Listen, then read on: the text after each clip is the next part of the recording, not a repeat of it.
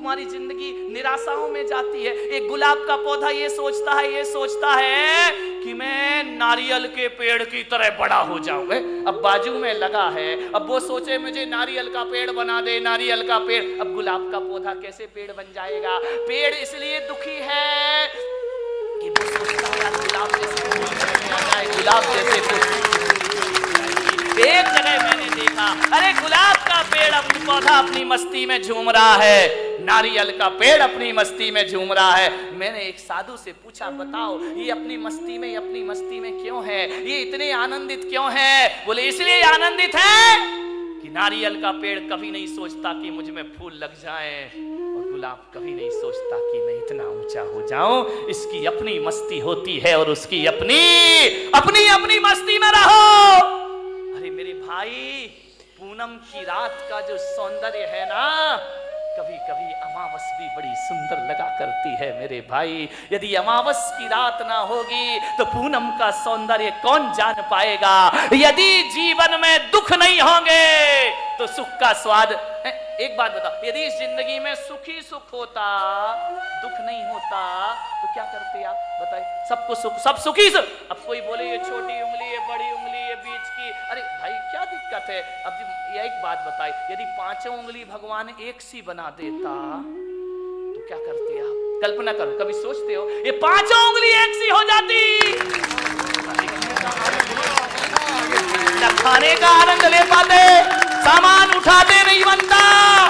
ध्यान रखना, हर उंगली का अपना अपना महत्व हुआ करता है। अंगूठा है और अनामिका है, तभी आप इससे कुछ लिख सकते हैं। ध्यान रखिए, ये बीच की उंगली है, ये ध्यान रखना, ये बीच की उंगली सबसे बड़ी हुआ करती है। ये उंगलियां भी इसके जैसी बड़ी होने का ख्वाब देख ले तो ये दुखी हो जाएंगे। ये अनामिका है, ये नहीं होगी तो सिंदूर कहां से लगाओगे और तिलक कहां से लगाओगे?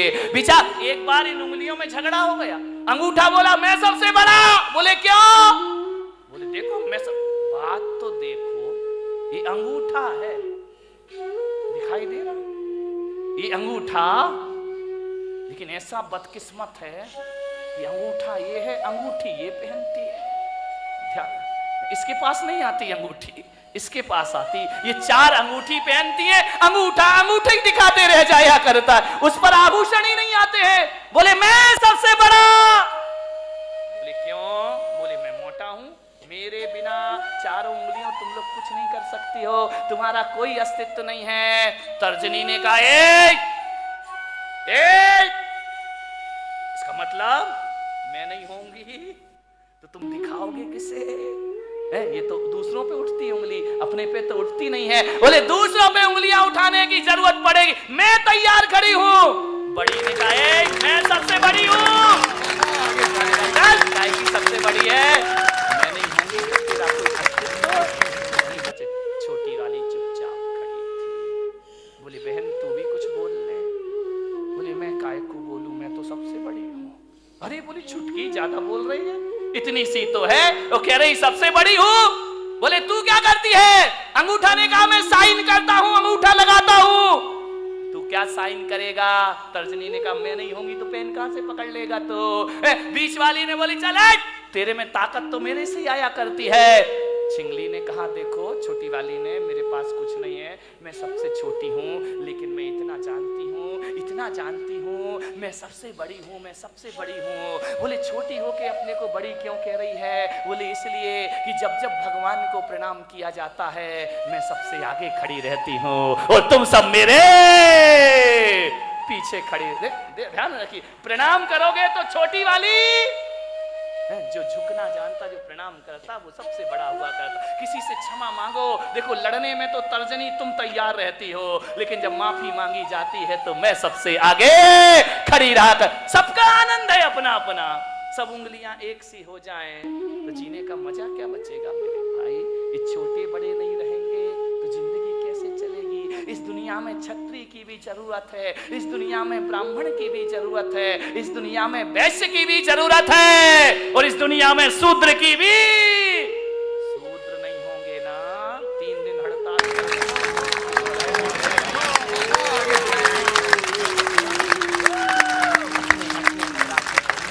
राजी हैं हम उसी में जिसमें तेरी रजा है। यहाँ त्यों भी वाह वाह है। यहाँ कबीर का झोपड़ा एक दिन बेश्या के कोठे के सामने बना दिया गया। बेश्या को बड़ी परेशानी, कबीर को कोई परेशानी नहीं थी। संतों को क्या परेशानी, परेशानी तो संतों से दुनिया को है। कबीर अपनी भक्ति करता था, राम नाम भजन में लीन रहता था। बेश्या को डिस्टर्ब हो गया। रोज बेश्या के कोठे में ढोलक बजती, तबले पर थाप पड़ती, घुंघरुओं की आवाज आती, और जब घुंघरुओं की आवाज और ढोलक की थाप पड़ती, कबीर उस संगीत में अपने राम का भजन किया करता, भगवान का स्मरण। बड़ा आनंद है मुझे इस जीवन में। लेकिन जैसे ही कबीर भजन गाता तो ये दीवाने मतवाले लोग वेश्या के कोठे में जाते और कबीर का भजन सुनते, कबीर के पास जाकर बैठ जाते। अरे वेश्या ने कहा, ये कबीर तो मेरा धंधा चौपट कर देगा। जे लोग आते हैं वासना के लिए, ये साधना में लगा देता है। बोले ये तो मेरी दुकानदारी पूरी बंद कर देगा। वेश्या ने कहा, इसका झोपड़ा हटाओ यहाँ से, अपना धंधा बंद हो जाएगा। लोग कबीर के पास जाते हैं, शरीर को नश्वर समझने लगते हैं, भोगों को नश्वर समझने लगते हैं। और ये आदमी भोगों को नश्वर समझेगा तो मेरा तो खाना खराब हो जाएगा। वेश्या ने अपने यारों से कहा, जा आज रात को कबीर का झोपड़े में आग लगा दो, जला दो रात को। रात हुई, बेश्या के यार गए, झोपड़ा धू धू करके जलने लगा। कबीर ने देखा, वाह, अभी तो ये झोपड़ा तू कितना चाहता है मेरा राम, मुझे कितना प्यार करता है। क्योंकि जब ये झोपड़ा था ना, तब तुझे दिक्कत होती थी मुझे देखने में। अब झोपड़ा हटा दिया, आओ अपन सामने से दीदार करेंगे। बीच की दीवार खत्म हो गई, मजा आ गया, हरि भजन करने लगा, जल गया झोपड़ा। बोले लोग हवन यज्ञ करते हैं तो आहुतियां डालते हैं, वाह रे मेरे राम जी, तुमने तो मेरा झोपड़ा ही आहुति में डाल दिया, मजा आ गया। अब खुल के आकाश को देखेंगे, चांद सितारों का सौंदर्य देखेंगे। बहुत खुश हुआ कबीर। बात बदल गई। किस्मत को बदलने में ध्यान रखना, 100 साल में किस्मत जरूर बदलती है, ध्यान रखना। ऐसा कोई नहीं जिसकी किस्मत ना बदलती हो, जरूर बदलेगी किस्मत। आज है कल नहीं रहेगा, आज कुछ नहीं है कल सब कुछ होगा, ध्यान रखिए। हवा का एक झोंका आया और कबीर के झोपड़े की आग वेश्या के कोठे तक पहुंच गई। और उस आग ने पर्दे जलाना शुरू कर दिए, पर्दे जल रहे हैं, साज-बाज जलने लगे, ढोलक फट गई, हारमोनियम जल गया। वेश्या उठी, ये क्या हो गया, मेरे कोठे में आग लग गई, मेरी जिंदगी भर की कमाई सब मिट्टी में मिल गई। बहुत परेशान हुई वेश्या, कोई बुझाने वाला नहीं।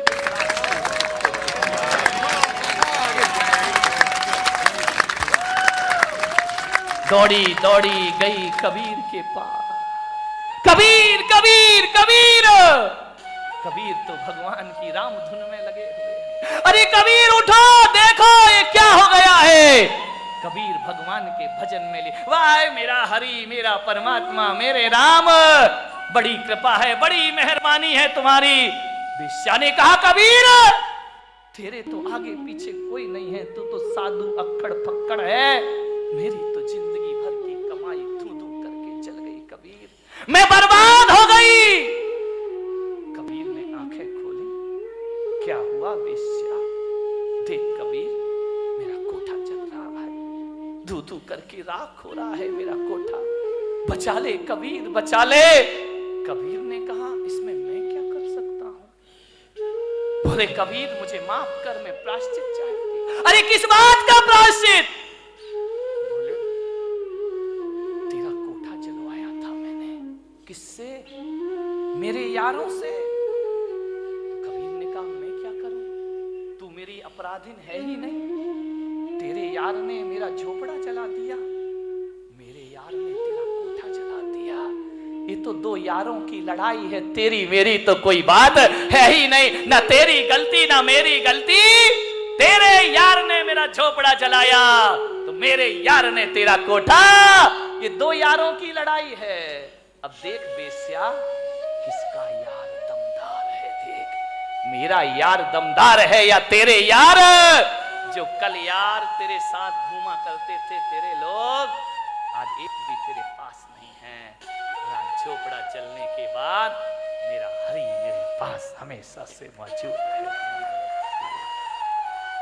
बारामती वालों, यारी करो तो ऐसी करो, जिसका यार दमदार हो उससे दोस्ती करो मेरे भाई। ऐसे यारों से क्या दोस्ती करना, जिंदगी आनंद में जियो। सूरत में मेरे भक्त ओम प्रकाश बाबूजी अब इस दुनिया में नहीं है, मैं भीलवाड़ा में कहीं था। रात पता चला कि उनकी फैक्ट्री में आग लग गई, धू धू करके फैक्ट्री जल गई। मेरे पास, मेरे स्टाफ के पास फोन आए कि बाबूजी की झोपड़ी पूरी मिल जल गई है कपड़ों की। वो जिन शरणम के अध्यक्ष थे उस समय, बाबूजी की फोन पर स्पीकर खोल के बात हुई। मैंने कहा बाबूजी, ये जो मील जल गई आपकी, कहां हैं आप? बोले कहां हूं, सामने खड़ा हूं, मील जल रही है कपड़े की, आप कुछ नहीं कर रहे। क्या करना, कर भी क्या सकता हूं, मैं तो बुझा नहीं सकता। बुझाने वाले अपना काम कर रहे हैं, मैं अपना काम कर रहा हूं। इनका क्या हुआ? कुछ नहीं महाराज, चिंता मत करो, आपका हाथ हमारे सिर पर है, ऐसी 10 मील फिर खड़ी करने की मैं ताकत पैदा करता हूं। वो आदमी कमजोर नहीं पड़ा, वो शख्सियत कमजोर नहीं पड़ी, हौसले हैं महाराज। आपका शिष्य इतना कमजोर नहीं है, 2 मील क्या ऐसी और भी जल जाए तो भी मेरे मन में कोई फर्क पड़ने वाला नहीं है। मैंने कहा बाबूजी, आप उस समय क्या महसूस कर रहे थे जब वो मुझसे मिलने आए?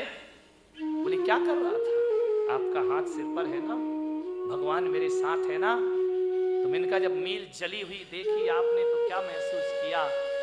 बोले यही किया कि पेड़ से कुछ पत्ते हैं झड़ गए हैं, पतझड़ है, सावन फिर आएगा, मैं फिर हरा हो जाऊंगा। कपड़ा ही तो जला है, मील ही तो जली है, मेरे हौसले तो नहीं जले है ना। आपको विश्वास नहीं होगा, 6 महीने में बाबूजी ने